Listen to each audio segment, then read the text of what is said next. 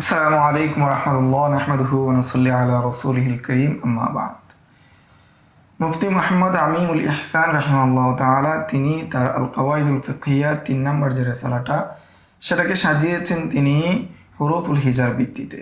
এর ধারাবাহিকতায় বাবুল আলিফ শেষ হয়েছে, এখন থেকে বাবুল বা শুরু হচ্ছে।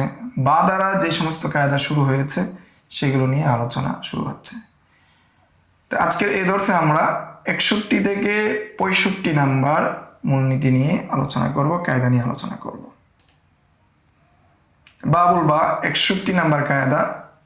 61 নাম্বার কায়দা হলো আল বাকাহু আসহালু মিনাল ইবতিদা। বাকা যেটা রয়েছে, বাকি থাকা যেটা, এটা সহজ শুরু হওয়ার চেয়ে, অর্থাৎ যেটা শুরু হয়ে গিয়েছে এটা সহজ, যেটা শুরু হয়ে গিয়েছে অর্থাৎ যেটা এখন বাকি আছে সেটা সহজ, যেটা এখনো শুরু হয়নি সেটা থেকে। এর উদ্দেশ্য হলো কোনো ফাসেক যদি কোনো ব্যক্তি হয়,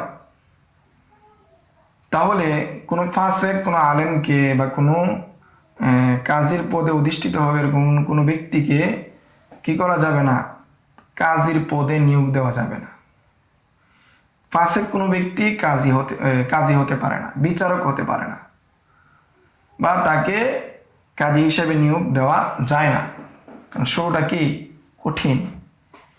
কিন্তু কাজী হওয়ার পরে যদি সে ফাসেক হয়ে যায়, সে যদি ফিসকের সাথে জড়িত হয়ে যায়, তাহলে তার ফয়সালা কি হয় না, ভঙ্গ হয় না। কাজী হওয়ার পরে যদি সে রিশওয়াত গ্রহণ করে, সে ঘুষ গ্রহণ করে, ঠিক আছে, এর মাধ্যমে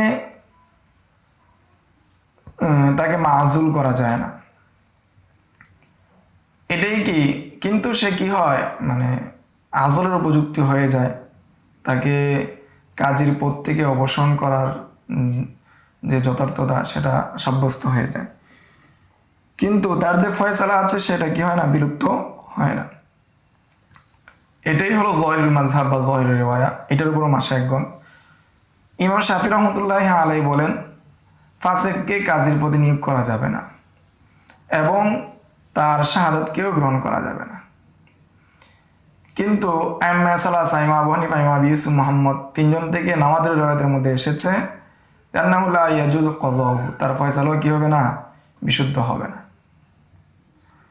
আর কতক মাশায়েখগণ বলেছেন যদি ফাসিককে শুরুতে কি করা হয়, কাজীর পদে নিয়োগ করা হয়, সহি হয়ে যাবে।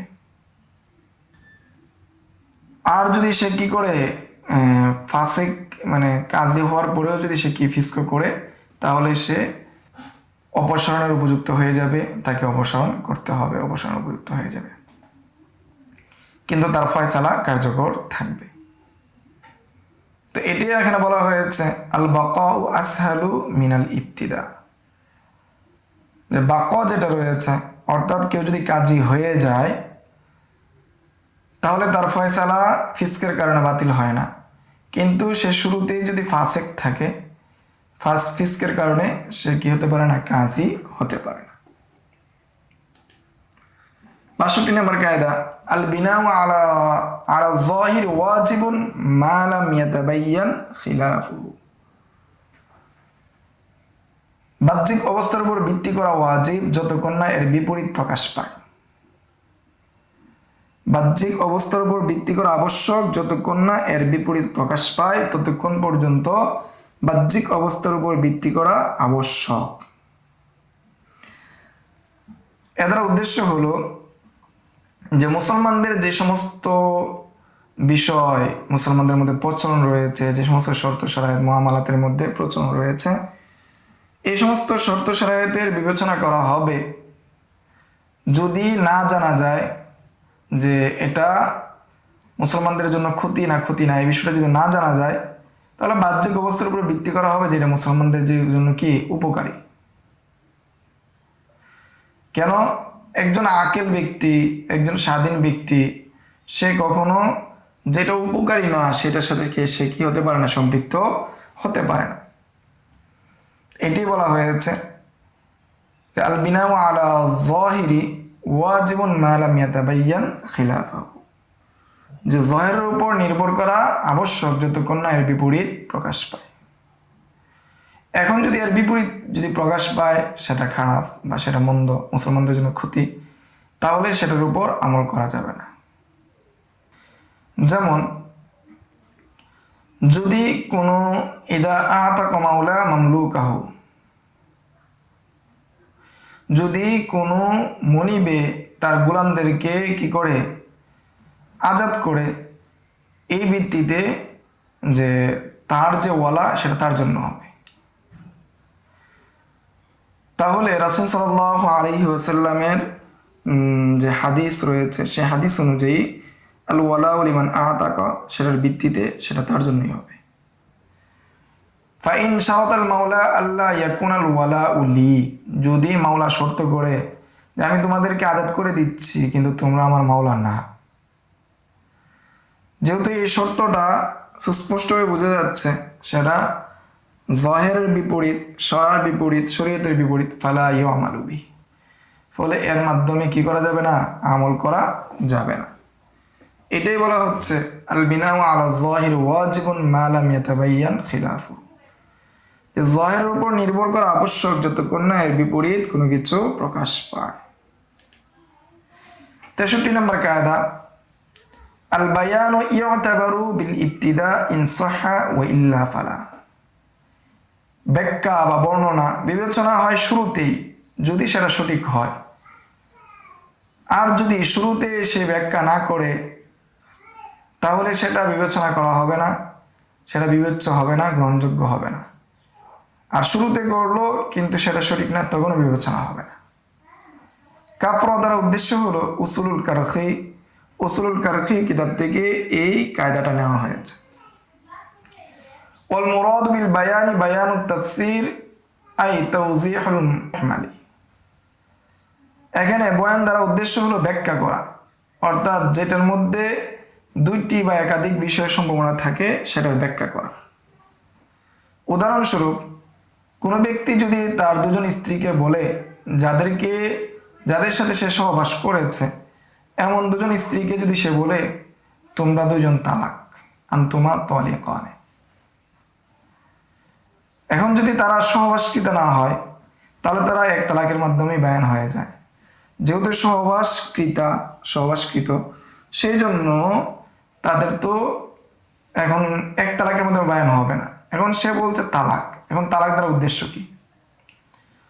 সুম্মা ক্বালা লাহুমা ওয়া হুমা ফিল ইদ্দাতি, এমত অবস্থায় ওই দুজন স্ত্রীকে তাদের ইদ্দত থেকে যদি বলে ইহদাকুমা তালিকুন সালাসান, যে তোমাদের মধ্যে একজন যে রয়েছে সে কিভাবে,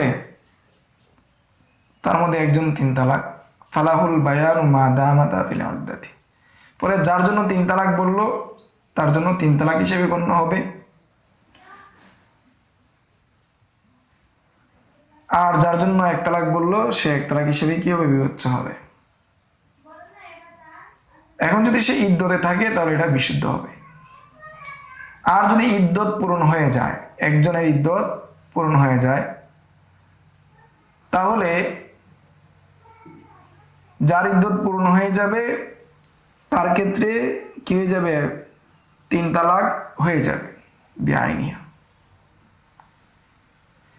এমত অবস্থায় এই ইদ্দত অবস্থায় যদি স্বামী বর্ণনা করে যার জন্য 1 তালাক, সেটা বিশুদ্ধ হবে, মানে সেটা গ্রহণ হবে। আর যদি দুজনের ইদ্দত শেষ হয়ে যায় এমত অবস্থায় গিয়ে বলে, সেটা কি হবে না, গ্রহণ হবে না। তাহলে আমরা 63 নম্বর কায়দা পেলাম আল বায়ানু ইউতাবারু বিল ইবতিদা ইন সাহহা ওয়া ইল্লা ফালা, যে বয়ানটা বিবেচনা হয় শুরুতেই, অন্যথায় পরে যদি বলে সেটা কি হবে না, গ্রহণ হবে না।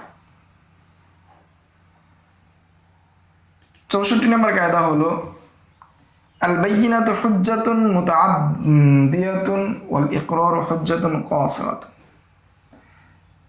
বায়িনা অর্থাৎ সাক্ষ্য, প্রমাণ, এটা কি দলিল, এবং সেটা অন্যের উপর প্রয়োগ হয়, মুতাআদ্দি হয়, নিজের উপরও কি আসবে, অন্যের উপরও আসবে। সাক্ষীর মাধ্যমে আমি যদি সাক্ষী নিয়ে আসি যে আরেকজনের মালিকানায় থাকা জমির বিষয়ে যদি আমি সাক্ষী নিয়ে আসি যে এই জমির মালিক আমি, তাহলে এই সাক্ষী কি হবে? গ্রহণ হবে এবং এটার মালিক আমি হব। আর যদি আমি স্বীকার করি যে আমার জমির কথা, আমি যদি স্বীকার করি এই জমির মালিক অন্য কেউ, তাহলে এই স্বীকারোক্তিটা গ্রহণযোগ্য। আর আমি যদি স্বীকার করি যে আরেকজনের মালিকানায় জমি, যদি আমি স্বীকার করি যে এই জমির মালিক খালেদের জমিনের মালিক রাশেদ, খালেদের জমিনের মালিক রাশেদ, তাহলে সেটা বিবেচ্য হবে না। বরং খালেদের জমিন যেটা রয়েছে সেটার পক্ষে যদি আমি সাক্ষী নিয়ে আসতে পারি, বাইয়িনা নিয়ে আসতে পারি, তাহলে এই খালেদের দখলে থাকা জমিটা শাহেদের হবে।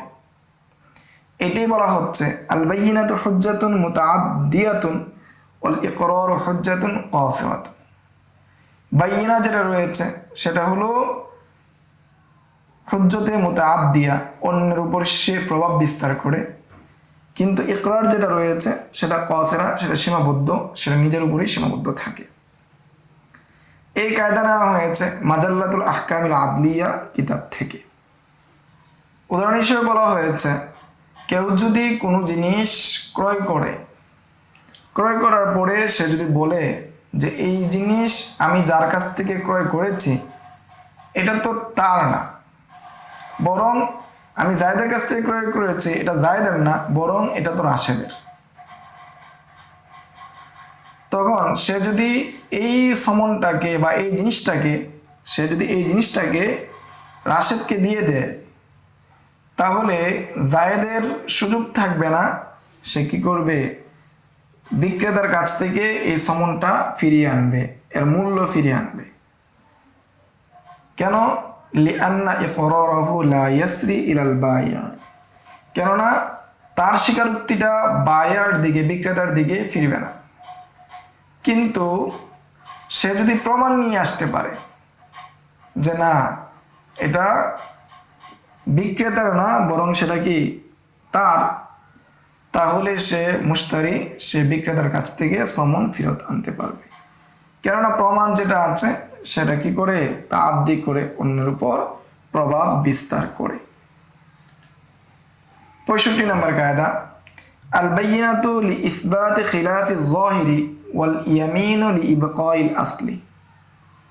বাইয়িনা যেটা রয়েছে সেটা যাহিরের বিপরীত সাব্যস্ত করার জন্য, ইয়ামিন যেটা রয়েছে সেটা আসলকে বাকি রাখার জন্য।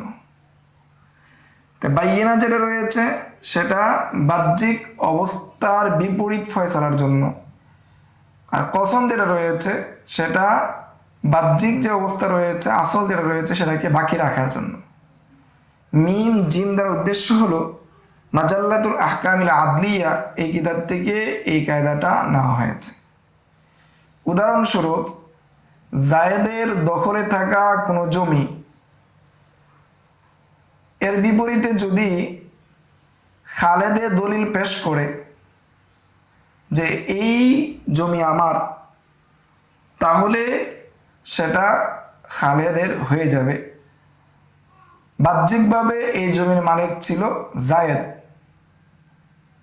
বাইয়িনার মাধ্যমে জায়েদের মালিকানা চলে যাবে, খালেদের মালিকানা সাব্যস্ত হবে। আর যদি খালেদ দলিল পেশ না করতে পারে, তাহলে জায়েদ কসম করবে এবং তার দখলে থাকা যে জমি রয়েছে সেটার আসল, সেটাকে কসমের মাধ্যমে বাকি রাখবে। এটা কি বলা হয়েছে? আল বাইয়িনাতুল ইসবাতি খিলাফি যাহিরি, যে বাইয়িনা হলো জাহেরের খেলাফ সাব্যস্ত করা, ওয়াল ইয়ামিনু লিইবকাইল আসলি, আর কসম হলো তার আসলকে বাকি রাখা। মিম জিম দ্বারা উদ্দেশ্য হলো মাজাল্লাতুল আহকামিল আদলিয়া কিতাব থেকে এই কায়দা নেওয়া হয়েছে। তাহলে আমরা 65 অর্থাৎ 61 থেকে 65 নম্বর কায়দা পর্যন্ত আলোচনা করলাম, এবং 65 নম্বর কায়দায় আমরা জানলাম যে বাহ্যিক অবস্থার বিপরীতে যদি কোনো কিছু সাব্যস্ত করতে হয় তাহলে দলিল লাগবে, আর যদি বাহ্যিক অবস্থাকে বাকি রাখতে হয় আর এর বিপরীত দলিল পেশ না করতে পারে, তখন কসমের মাধ্যমে সাব্যস্ত করবে। এই ছিল 61 থেকে 62 নম্বর দর্স বা কায়দা। আজকের দর্স এই পর্যন্তই। আসসালামু আলাইকুম ওয়া রাহমাতুল্লাহ। يؤتي الحكمة من يشاء ومن يؤت الحكمة